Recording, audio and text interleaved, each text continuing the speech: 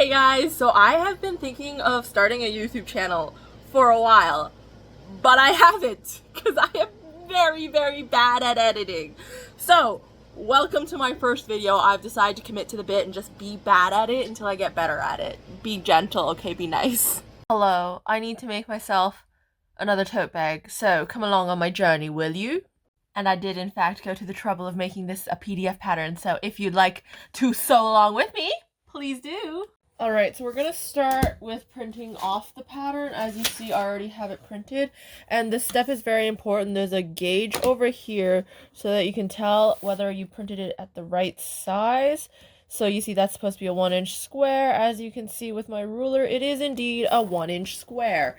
Although, strictly speaking, since this is a tote bag and not garments, if this pattern is printed slightly bigger or smaller, it's honestly not the end of the world. You might just have some trouble lining everything up.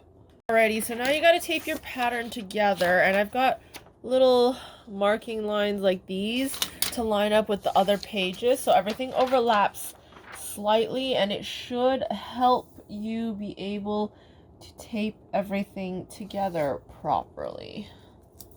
Now, if you have trouble lining these lines up, some people take the little extra fab paper there and they fold it back, or they cut it. I personally don't do that, because I'm lazy and every single project is a race between getting it done and me losing interest. So, you know, you gotta do what you gotta do, and I don't gotta do it, so I ain't doing it.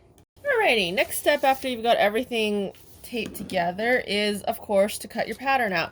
Make sure to use your paper scissors for this. Do not use your fabric scissors. Okay, that's a better camera angle, so I guess have fun watching me cut out this paper pattern. Can we speed through this, please?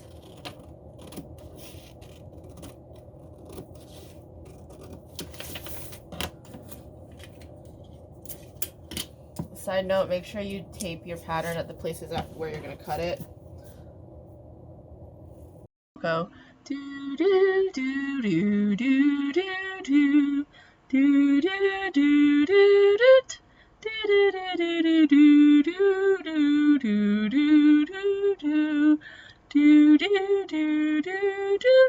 Oh, hi, June.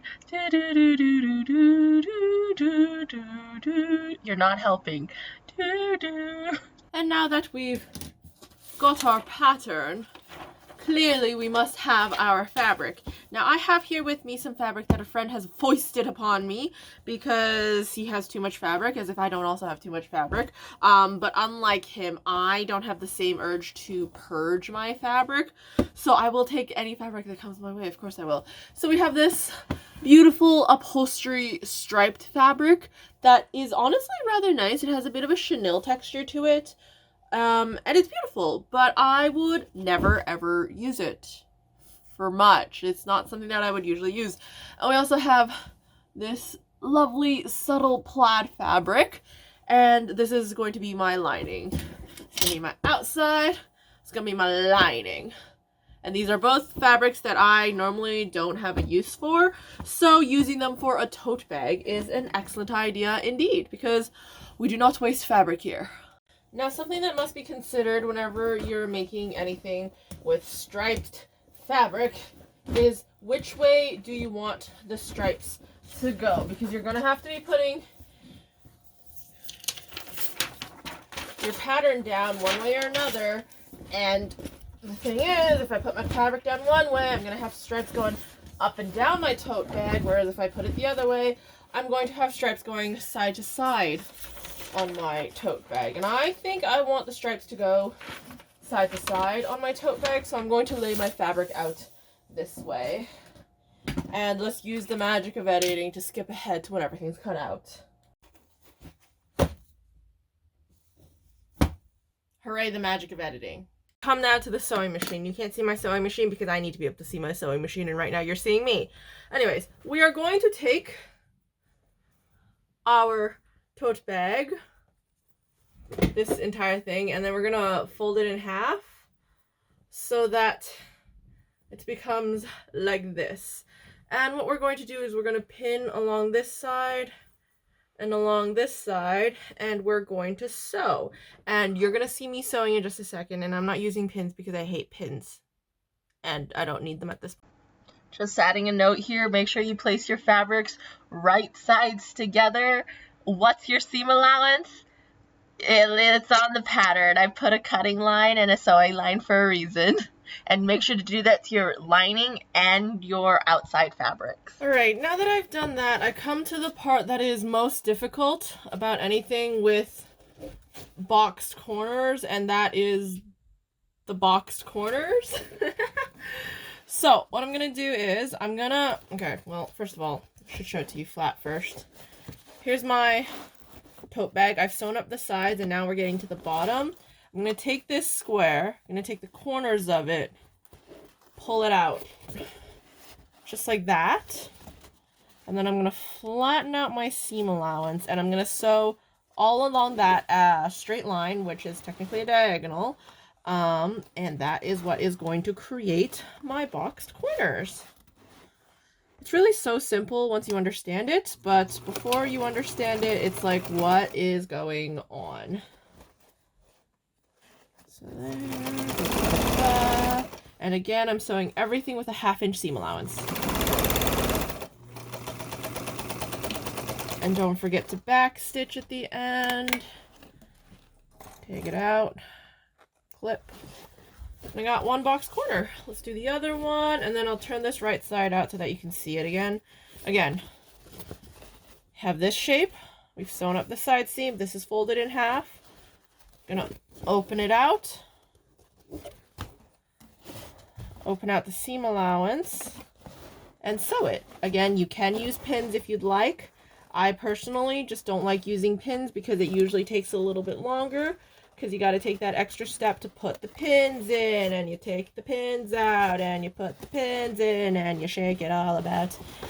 Ugh, you do the hocus pocus. Anyways, I'm impatient, and honestly, this kind of struggling here is probably taking longer than pins would be, so I will put a pin in there, just for you guys.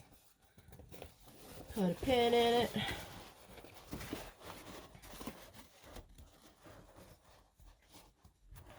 It's also because this fabric is like, again, like I said before, has a little bit of a chenille to it.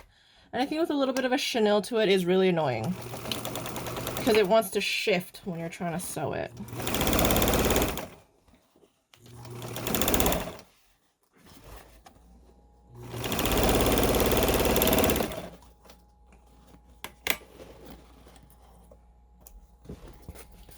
Okay, we'll just turn that right side out. Poke out the corners. We got our box corners just like that. Can you see that? Oof, give me a sec. There we go, that's better. Okay, see? Now we got, oh come on, stand up, you stupid. Now we got our box corners just like that. There's a box at the bottom, and my goodness, this is impossible to see and demonstrate. Let me finish the other side, and then it will make more sense when we get to the final tote bag. Alright, the finished tote bag. So basically what I'm doing here is sewing out those box corners the same way as I did on the outside fabric, but this time I'm doing it on the lining. Okay, we've now sewn up our lining, and what I'm going to do is I'm going to take my lining and I'm going to take my outside, and then I am going to put them right sides together. Probably, no, screw it. Yeah. Squish, squish, squish. Right sides together, and I'm gonna match up the side seams where all the seam allowances are. Gonna match those two up. Now this is one situation when we're matching things up when I do find it useful to use pins.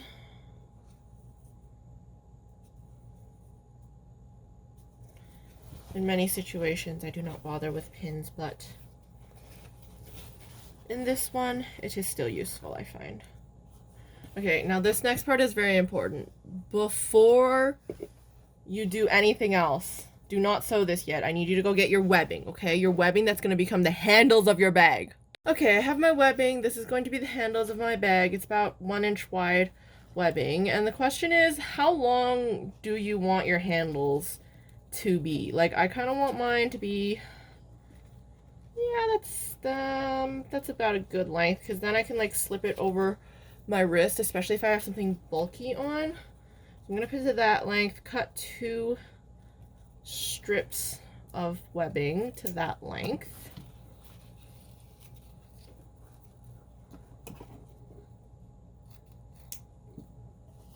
There we go. And now this next step is not 100% necessary, but I like to burn the ends so that they stop fraying. This does add, I think, a little bit of longevity to my tote bags, even though we are encasing the raw edges. This is an area that's going to be under a lot of strain, so I still find it's good to burn the ends. And situations like this is why I actually have a little tea light candle beside my sewing desk. There we go. In my defense, these matches are old as oh no, I don't think I'm allowed to swear. Oh well. Fire. Fire. Now, bring my tote bag back over here. Now, when I have my tote bag, I want it to do like a nice little loop like this. You can do it so that it loops like that. I like this. I'm gonna shove this inside. Gonna go, because we got the side seam, so I'm gonna go like here.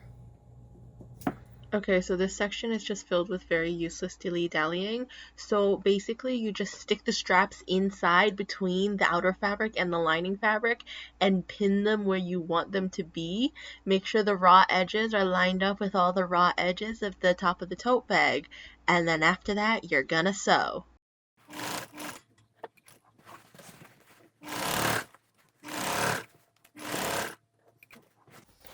Alrighty, and you'll see I've come pretty much full circle right to where I started. I'm gonna leave about a 2-inch gap so that I can turn things right side out.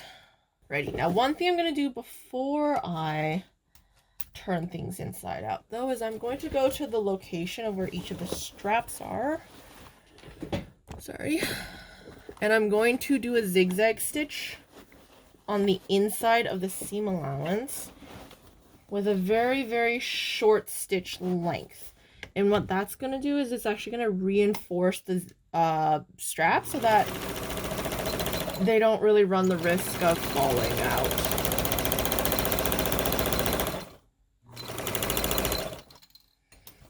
And you may be seeing me switch top thread as well very many times throughout this project. That is because the whole using up bits of thread when you're doing something that doesn't really matter in terms of thread color is something I also do with my top threads, like my spools of thread.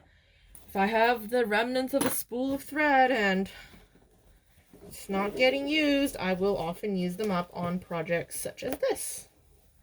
And that way I don't have nearly as many projects cluttering up, as many spools of thread cluttering up my space. And now we turn. Now we turn.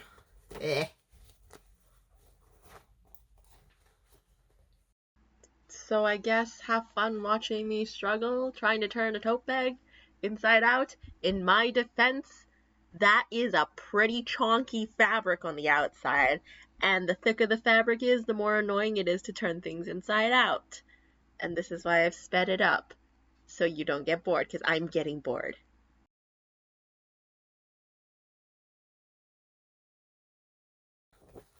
Shove it inside there.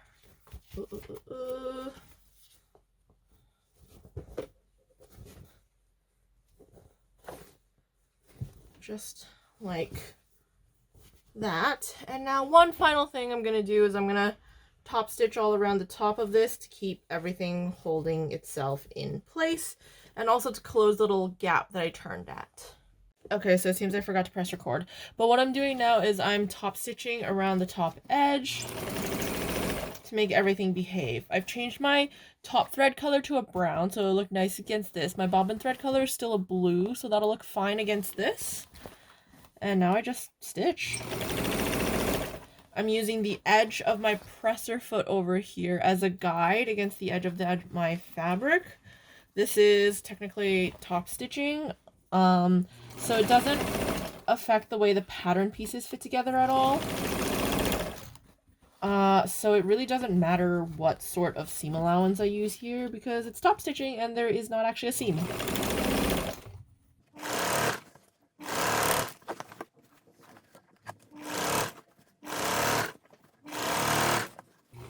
We come back to the beginning, back stitch,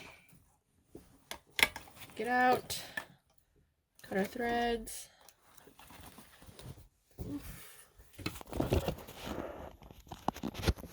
And we now have, once I make it look all pretty for you guys, of course, now have a little tote bag. Look at that! Look at that! And I find this is a very handy dandy size for going out when you have things like a water bottle, or maybe a notebook or two, a knitting project, all of that jazz. And you know, women's wallets these days, so chunky. But it'll fit in here. Anyway, see you next time. Hello, this is editing Coco from much later than when this video was filmed. And I've been wanting to start a YouTube for a while now because I like sewing. I want to share all the sewing that I do. And I really like sharing the things I do because I kind of go crazy with all my projects. And I thought it'd be fun to show other people what I've been doing. But I'm bad at editing. So that's why it's taken me so long. I am very bad at editing. So I've been kind of like delaying and delaying, being like, can I find a friend who can do this for me? Can I find somebody to go into this together? We could start the YouTube channel together. And it hasn't worked out. So I've decided to just commit to the bit. I'm just gonna be bad at editing and making videos and filming for a while, and hopefully I get better. I mean, I'm pretty sure I am gonna get better. Even from beginning to end of editing this video, I got a lot better. But yeah, this is the first video. It's gonna be better. I hope you enjoyed. It will get better from here. We started at the bottom, there's nowhere to go but up.